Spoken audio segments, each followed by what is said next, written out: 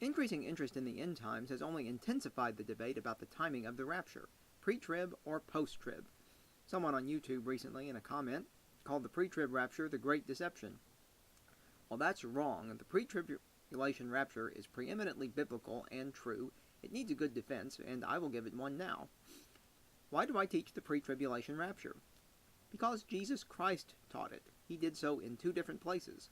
Matthew chapter 24, verses 36 through 41, and Luke chapter 17, verses 26 through 30. In both of those places, Jesus compared the timing of the rapture with Noah before the flood, and Lot being taken out of Sodom. In both instances, believers were taken away before the trouble started, not after. Jesus did that in two different places, as Matthew's is in the account of the Olivet Discourse, chapter 24.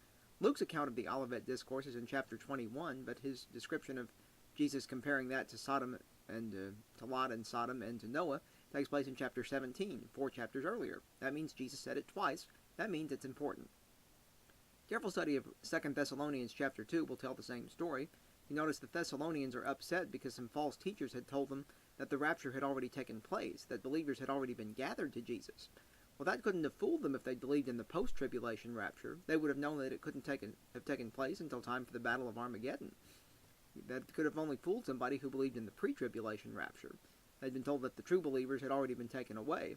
This had probably been done. Some false teachers were trying to teach them that you have to believe certain doctrines in order to have been taken away. Doctrines that, even though the teachers wouldn't have said so, were false because they were different from what the apostles were teaching. They were false teachers trying to draw away disciples after themselves.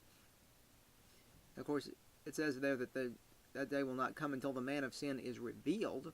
Of course, it doesn't say that he'll already be in power, just that he'll be revealed. You know, Jesus said, when you see the abomination that causes desolation standing in the holy place, well, he expected his disciples, his followers, to know the number of the Antichrist name was 666, and to be looking out for people whose names added up to that, and to be prepared for him when he showed up. And it says in 2 Thessalonians chapter 2, verse 7, says that the one who restrains will do so until he is taken out of the way. He is capitalized in the New King James, because that's the Holy Spirit. The Holy Spirit will be taken away at the time of the rapture. Then, in verse 8, the lawless one will be revealed. He'll be revealed to the rest of the world. Of course, the disciples, the believers in Jesus, will already have recognized him.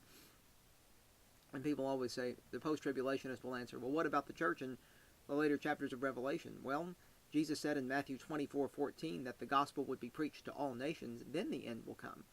Also, have you ever figured the 144,000 into the equation from Revelation chapter 7, verses 1 through 8?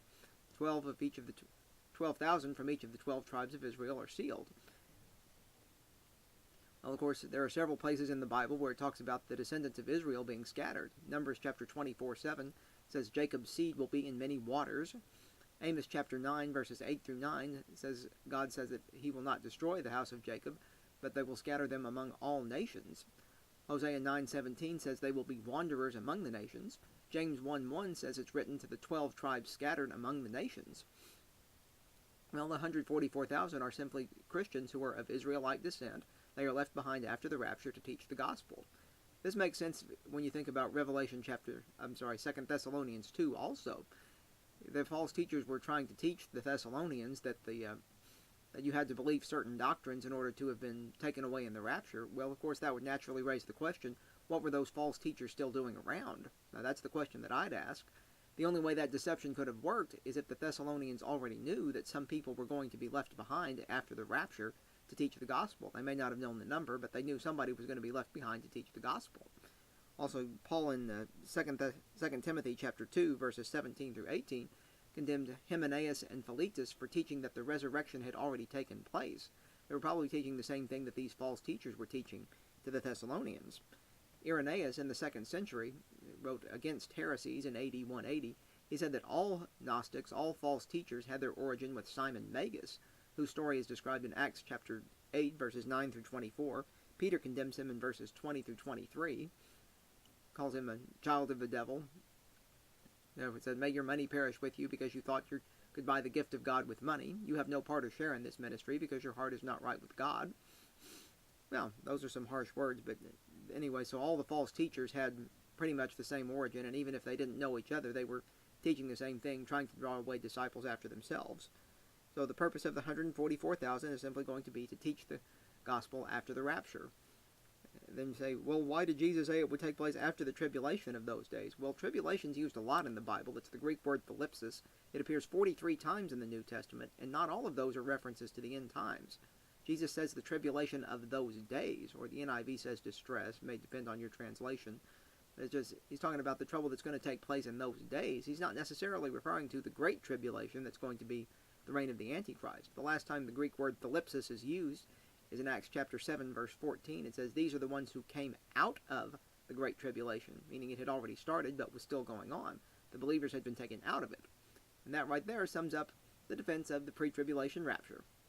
God bless you and have a great day.